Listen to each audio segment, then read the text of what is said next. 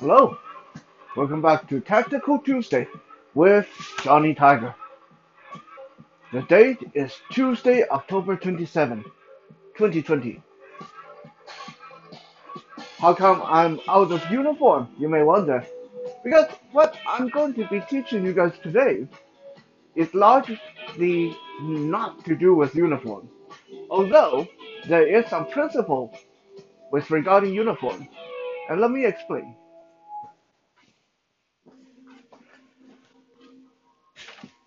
I remember one of the funniest moments ever happened when I was in tournament or in fighting matches or uh, sparring.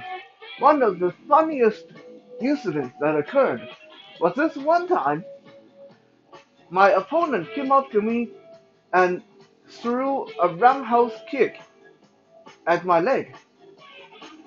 When he did that, I brought my leg up to check that, and then I put my leg down right on his pant leg of his standing foot, and I just kept my foot there. So the moment he tried to dance away from me, because I pinned his pant leg to the ground, he tripped and fell down. And that was pretty much the end of that one.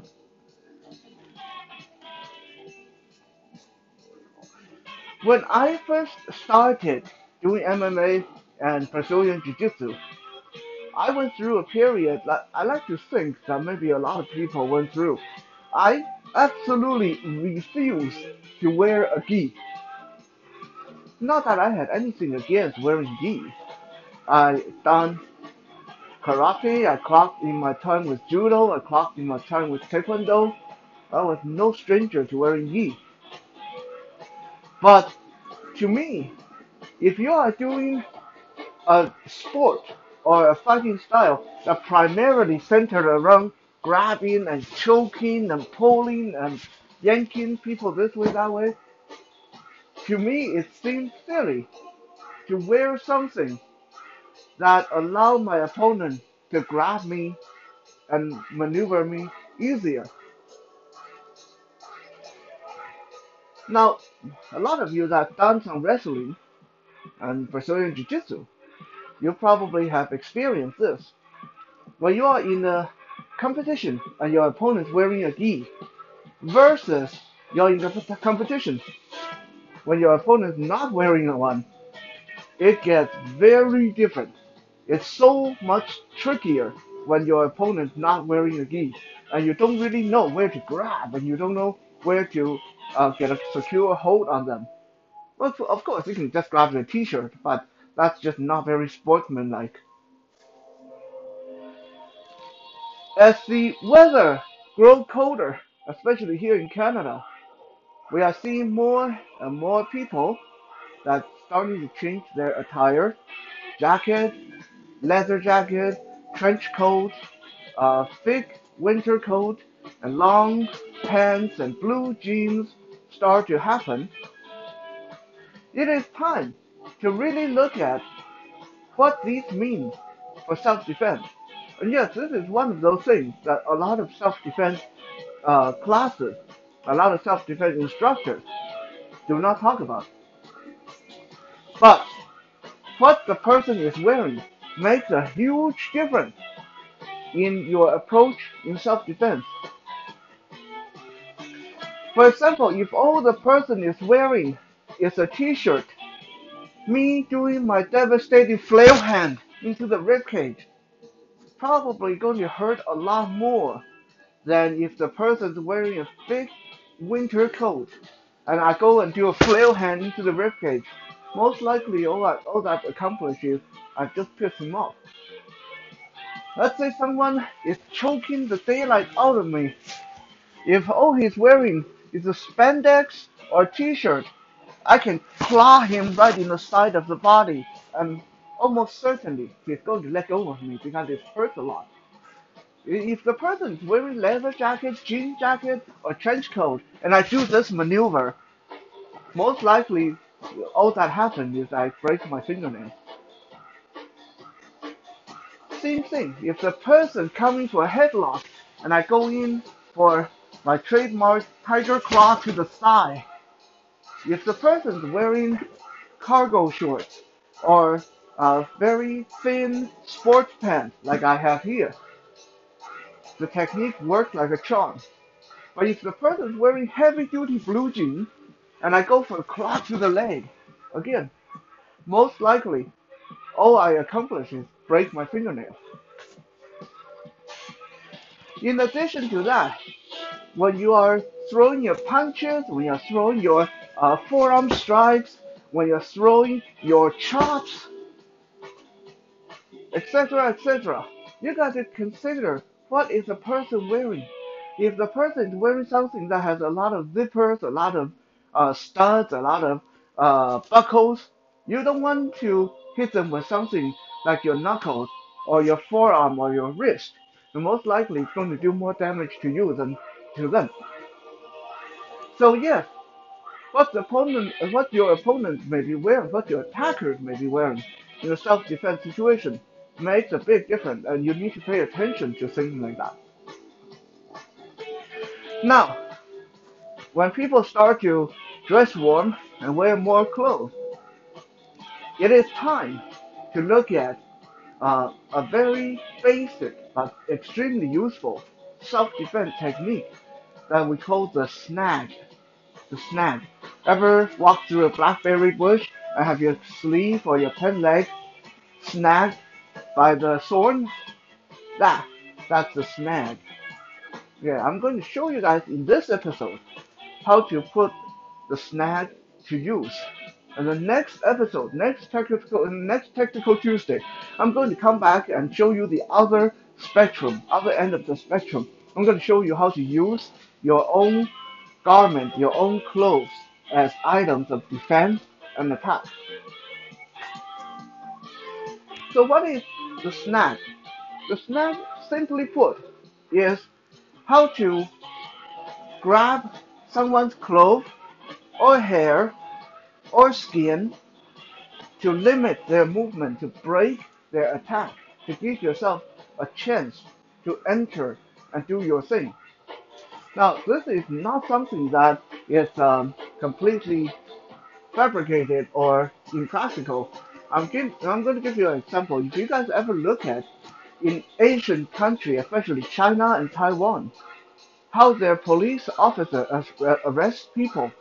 Okay, if they need to march someone somewhere, if there's someone resisting them, what they do is they grab the person the back of the person's pants. Because they don't grab the person, they grab the person's back, the back of the waistband, and pull it up and then push the person forward. Right? If you have someone at home you can practice this with, go ahead and try it out. It's very safe as long as you don't walk them into a wall. Tell your friend or family member or whoever you're practicing with to stand as solidly as they can. Hopefully they are big and heavy because that really will show you how this works. No matter how heavy the person, you grab the back of their pants, you snag the back of their pants, you lift it up and then push forward, they will stumble forward. Okay? This is one great example of the snag. Another way in which we employ the snag is, let's say Bruce here, swinging punches at my face, swinging punches in my face. Now, I know a gazillion different kind of way to block this. I can put my hand in the way, I can brush it out from under, I can come over the top. Whatever he swings, I can find a way to block it and put my elbow in the way. That's the destroyer series. But no matter what I do, no matter what I do, in these blocks, almost for certain, if Bruce is really, really good, if he's really fast and really strong, either he's going to go right through my block and I'm still going to get hit, or I block and he's going to come at it another angle. I block up, he's going to come from underneath, and I block down, he's going to come up again. Okay? assuming he's really good, he's experienced, seasoned fighter. In another word, my blocks is only as good as I am. If I'm blocking and the person is a better fighter than I am, I'm sunk. I can't keep this up. Eventually, I'm going to get hit. So, this is one instance, especially if the person is wearing a jacket or long sleeve, like he is. If he tries to swing at me, I block. The moment I block, I'm going to snag his sleeve, or I'm going to snag the part of the sleeve over the bicep or right at the cuff. What this happens is this, it, it keeps my hand in between me and him, and it slows him down from pulling back. Now, if he really want to hit me, he either have to kick me or he had to swing the other arm. But if he swing the other arm, my hand is already here. I'm already here. All I have to do is jostle my elbow a little bit. Okay, I can keep holding onto the sleeve. Now, when you grab someone's sleeve in Brazilian Jiu-Jitsu, they want you to be sportsmanlike. They say you got to grab a handful like this. Okay, no twisting your finger into the sleeve. That is not the case in self-defense. In self-defense, we don't worry about being sportsmanlike. In self-defense, if I can get my finger into his sleeve, that's where I'm going to go. I get my finger in there, control that hand, control his body. If I pull him that way, look at my body. I'm pulling myself, and even that, I'm pulling myself off balance just by yanking my sleeve forward or pushing my sleeve back. Right? Control the sleeve. It's a nice solid hold. Okay. Now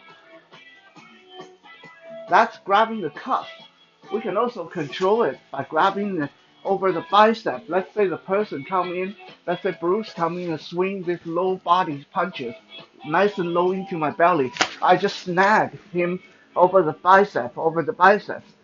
The sleeve over the bicep. Now he can't reach me. Now no matter what he does, even if he's super strong, it doesn't take me a lot to control this because his own clothes is holding him back. And all I have to do from here is move in, move in, move in, and go behind him. Okay? Let's say you're on the ground. If someone come up and start trying to kick you, don't try to block that leg. You won't be able to block that leg.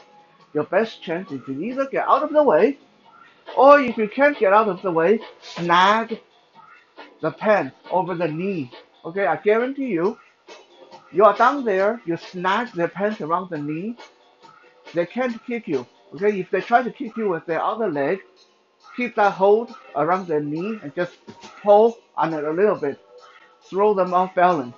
They try to kick you with this knee, the moment they move their leg, pull the pants down. The moment they lift their leg, pull the pants down.